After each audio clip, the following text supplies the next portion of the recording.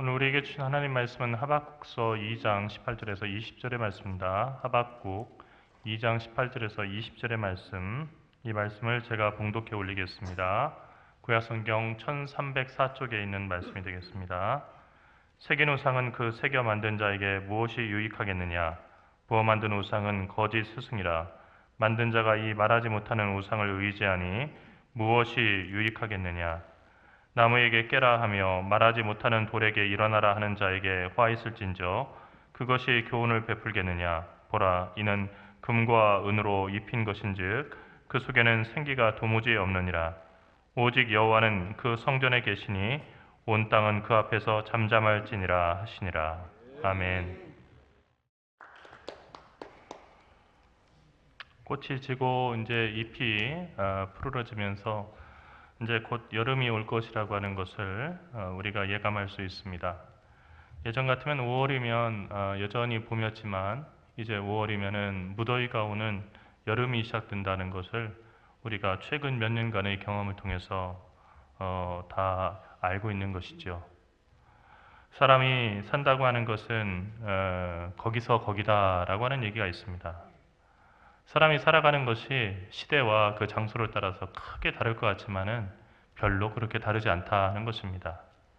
예전에 어르신들의 그 속담을 지금 우리가 생각해보고 또 삶에 적용할 수 있는 것도, 우리가 예전에 없던 자동차를 타고 다니고 또 우주선을 타고 우주로 나가서 정말 우주 정거장을 만드는 시대가 되었지만, 그러나 그 삶의 본질은 크게 달라지지 않았기 때문입니다. 10계명의 1계명은 하나님 외에 다른 신을 섬기지 말라입니다. 그리고 제2계명은 너를 위해서 새긴 우상을 만들지 말라입니다. 그리스도인은 우리들 대부분은 우상 숭배에 관한 한은 자신이 있다라고 생각할 것입니다. 왜냐하면 우상을 숭배한 적은 없기 때문에 이 두 계명은 당연하게 우리가 다 지켜온 것이라고 자부할 것입니다. 돌이나 나무로 새긴 신상에게 한 번도 절한 적이 없기 때문에 나는 우상 숭배한 적이 없다라고 생각하시는 분도 많이 있을 겁니다. 하지만 우리는 모두 알지 못하는 사이에 수많은 우상들을 섬기고 있습니다. 우리가 살아가는 이 시대에는 하나님보다 더 사람들의 관심과 열정을 끄는 수많은 우상들이 다른 옷을 입고 그렇게 사람들을 지배하고 움직이고 있기 때문입니다. 그리스도인은 우리도 예외는 아닙니다. 영국의 기독교 신문 크리스천 투데이의 테프릭 바빌록이라고 하는 사람은 하나님을 먼저 구하라, 우리 삶을 점령해 위험에 빠뜨리는 현대사회 우상 7가지라고 하는 긴 제목의 칼럼에서 기독교인의 삶을 점령해오는 우상 7가지를 제시한 바 있습니다. 바빌록이 본 현대사회의 우상은 돌이나 나무로 새긴 생명이 없는 인물이나 동상이 아니라 결국 사람들의 마음의 문제였습니다. 사람들은 마음에 보이지 않는 우상을 새기고, 그리고 그 마음에다가 그 우상을 섬기는 신전을 만들고 그 우상에게 지배당하면서 우상을 숭배하면서 그렇게 살아간다는 것입니다.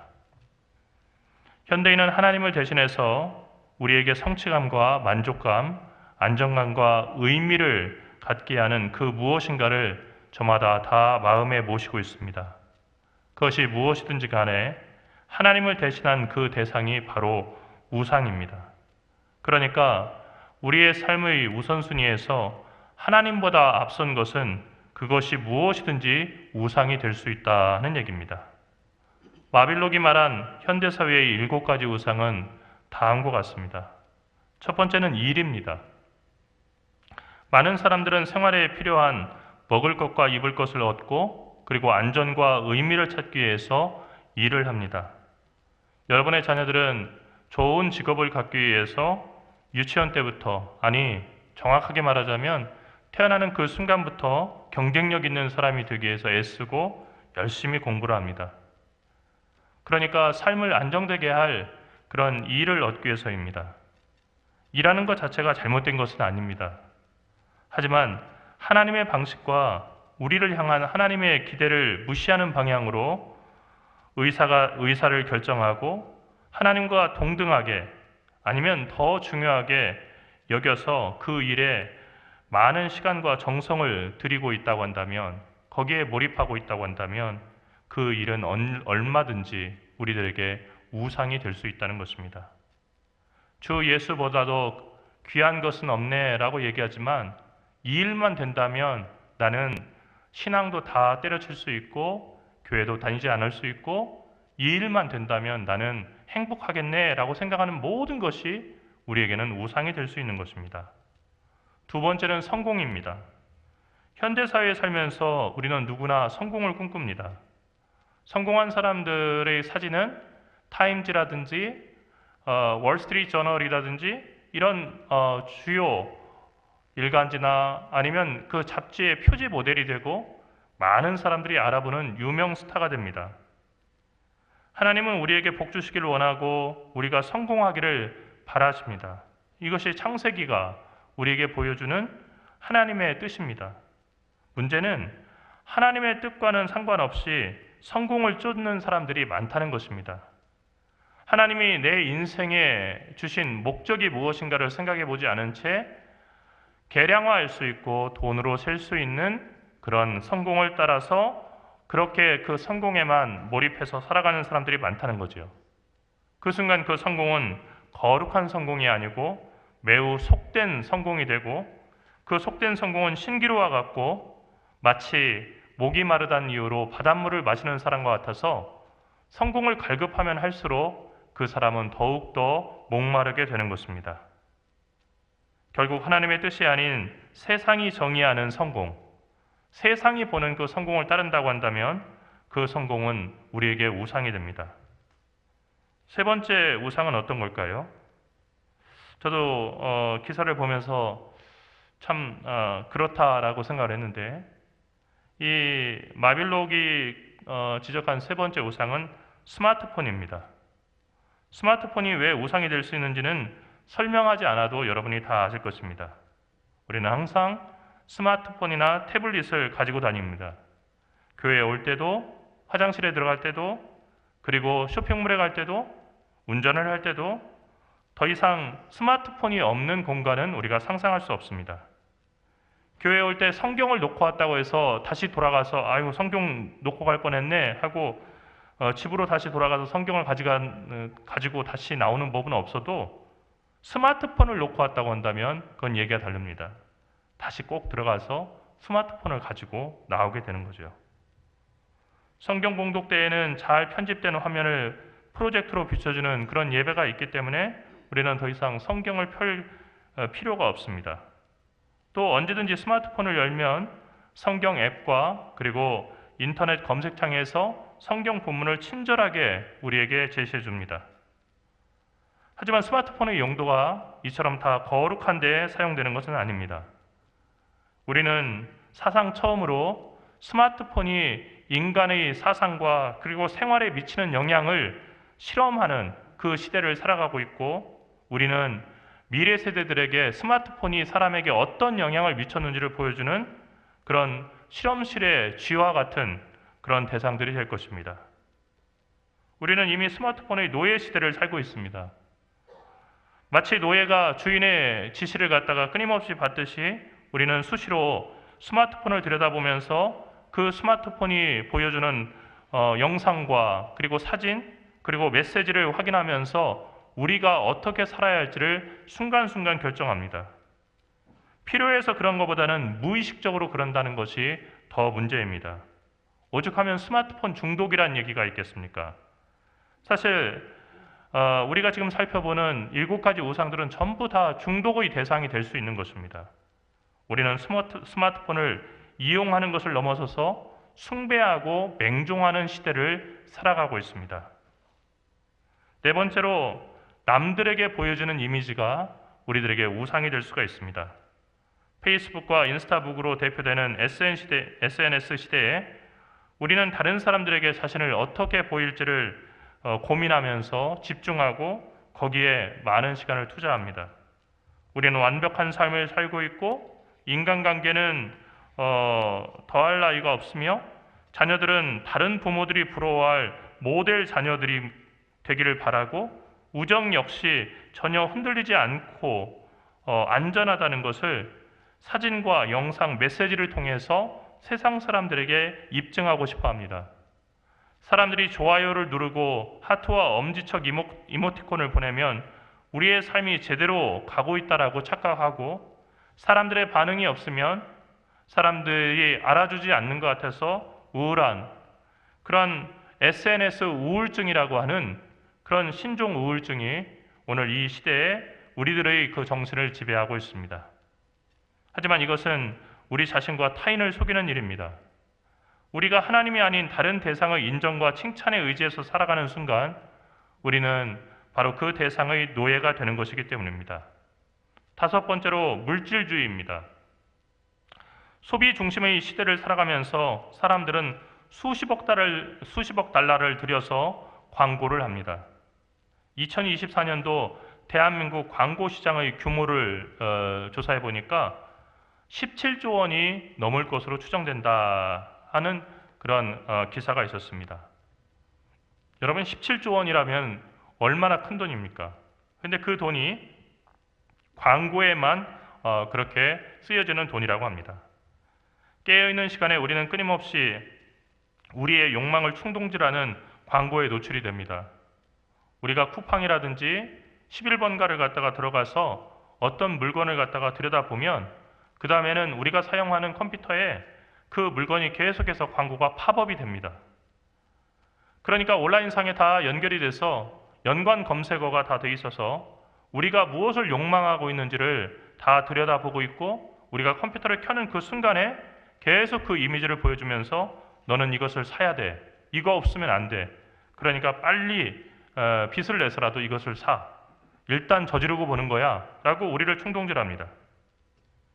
그리고 우리에게 끊임없이 너는 이런 상품이 필요하고 이 상품을 구입해야만 내 삶은 완전해질 수 있고, 만족한 삶을 살고 싶다고 한다면 이 상품을 당장 구입해야 하고, 너는 이런 아파트에 살면 행복한 가정을 이룰 수 있고, 비행기를 타고 외국에 나가서 고급 호텔에서 잠을 자게 되면은 너는 더 이상 피곤하지 않을 거야 라고 하는 메시지를 광고들은 계속 우리들에게 줍니다.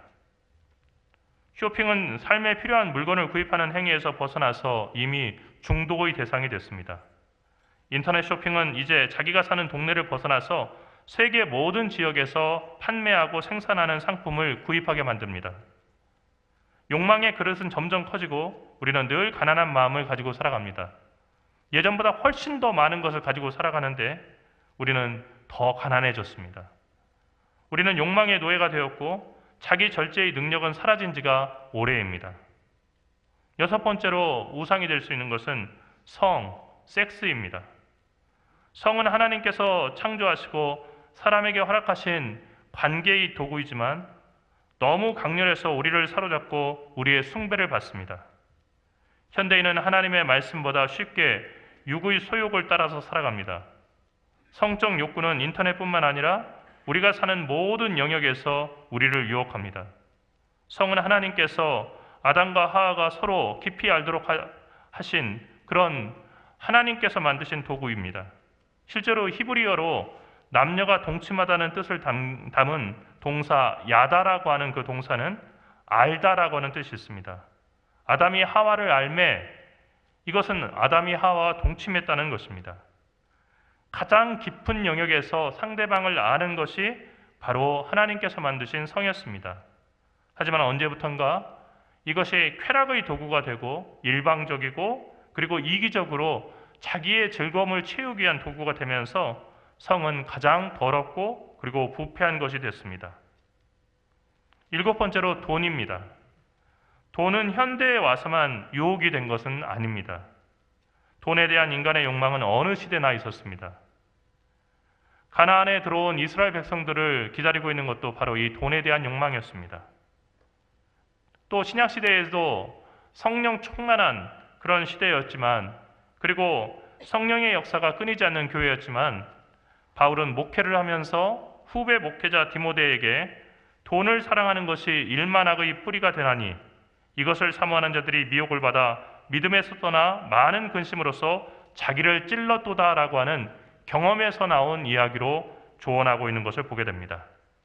그러니까 처음에는 예수를 믿고 주님을 위해서 산다고 그렇게 결심하면서 정말 헌신하는 사람들이었었는데 돈을 사랑하게 되는 그 순간 그것이 이 사람들을 미혹하고 그래서 믿음에서 떠나게 만들고 결국은 많은 근심을 하면서 자기를 찌르는, 그래서 자기를 파괴시키는 결과로 끝났다는 것입니다.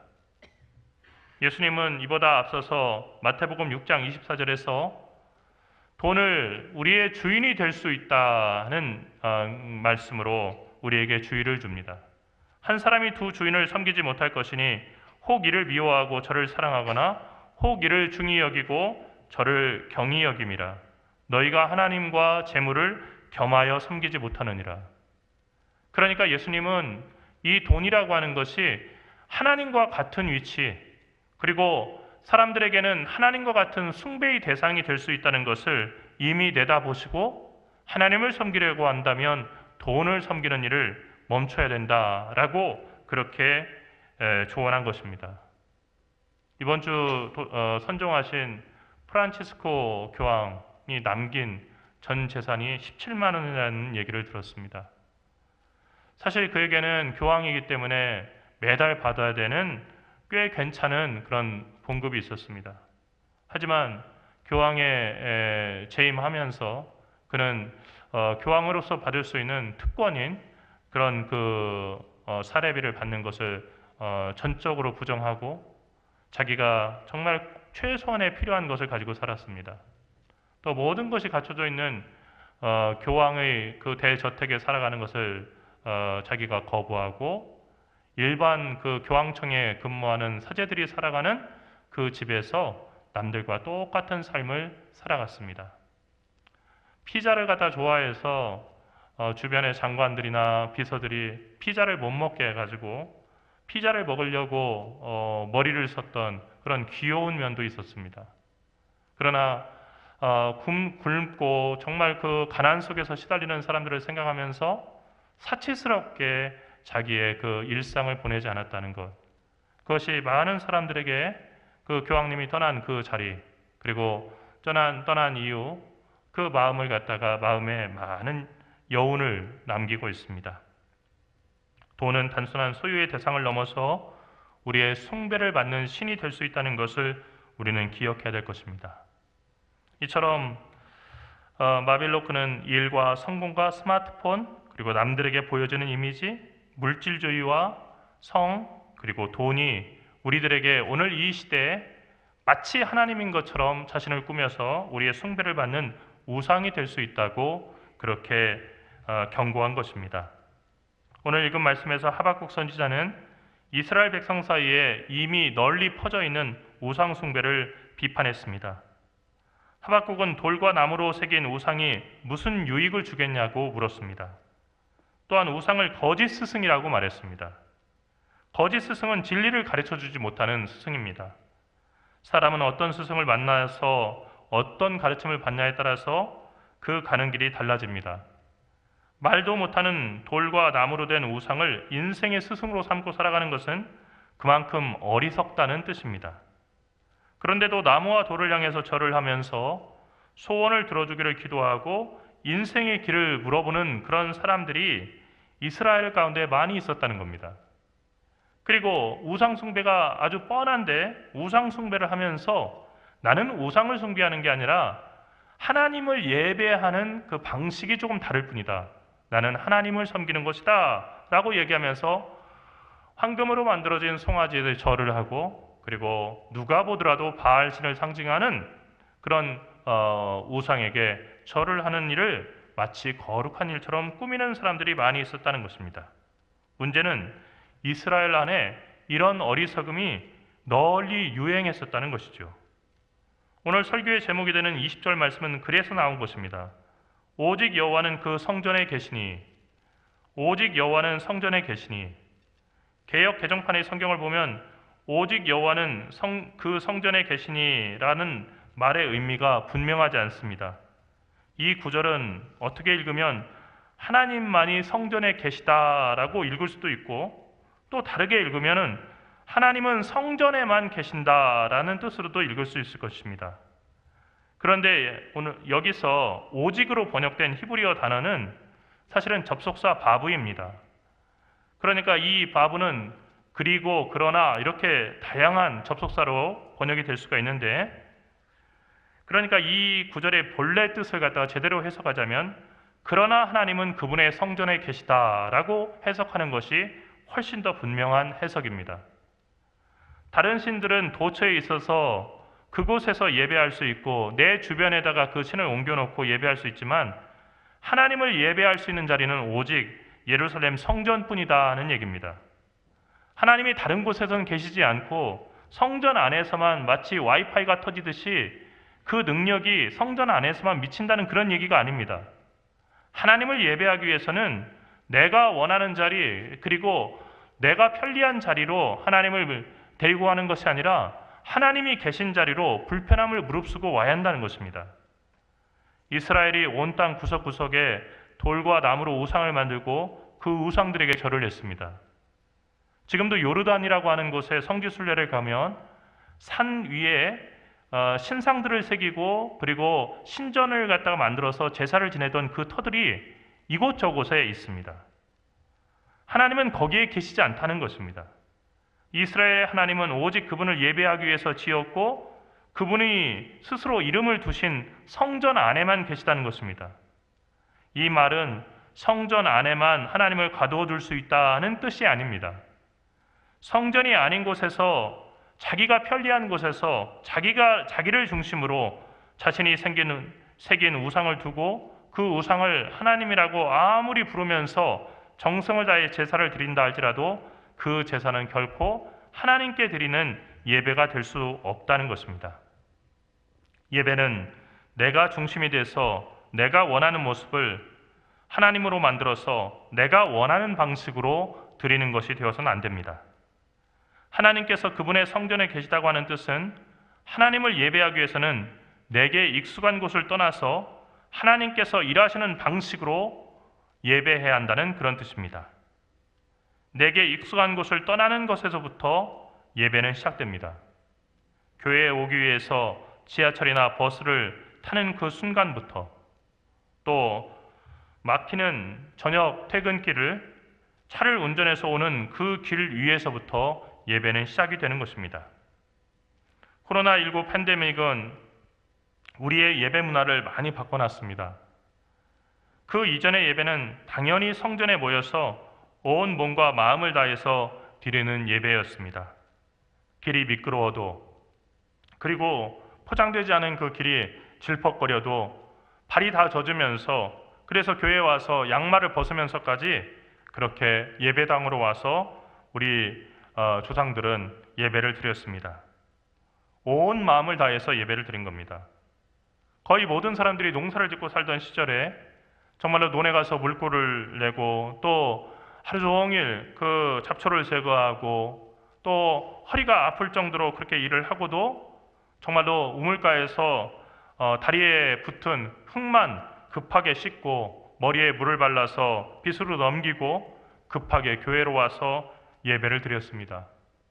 당연히 하루 종일 일했기 때문에 피곤하기도 하고 그래서 골아 떨어지는 경우도 있었고 하지만 당연하게 저녁이 되면 그리고 주일날이 되면은 주님 앞에 나와서 예배를 드리고 그리고 주님 앞에 정말로 신자로서의 도리를 다하는 것이 당연한 것이었습니다. 하지만 코로나19 시대를 지나면서 우리 예배 문화가 많이 바뀌었습니다. 그 이전에는 예배라고 하는 것은 하나님께 드리는 것이 되었지만 코로나19를 지나면서 예배는 보는 것이 되었습니다.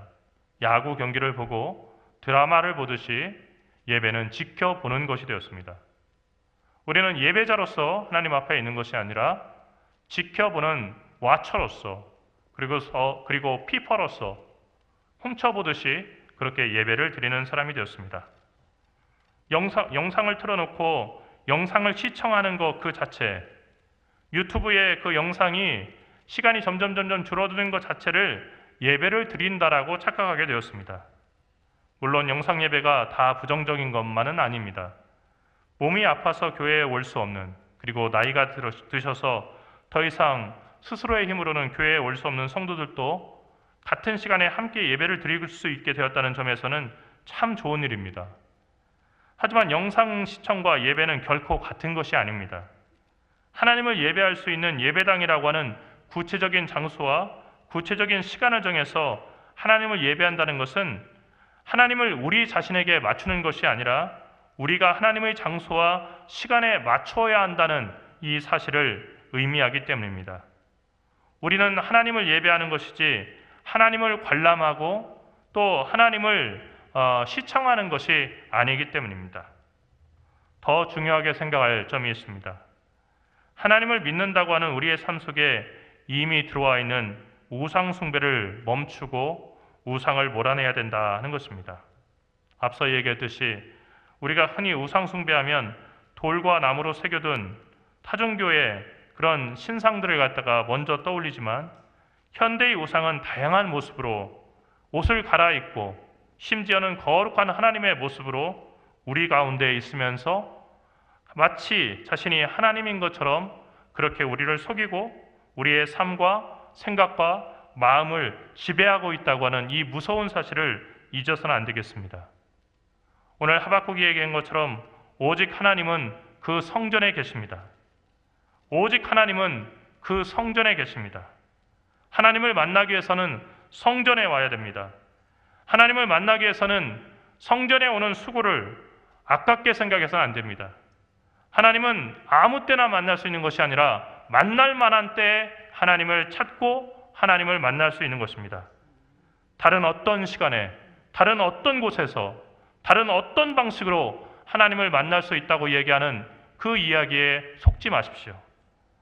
예배가 아닌 다른 어떤 방식으로도 하나님은 당신의 사랑하는 백성들을 만나주지 않으십니다.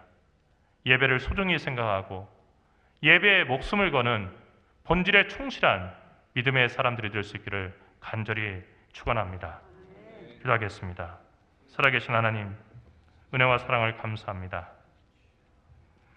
가장 거룩한 것이 가장 속된 것과 뒤섞여 있고 가장 속된 것을 가장 거룩한 것이냐 생각하는 가치관의 혼돈의 시대를 우리는 살아가고 있습니다.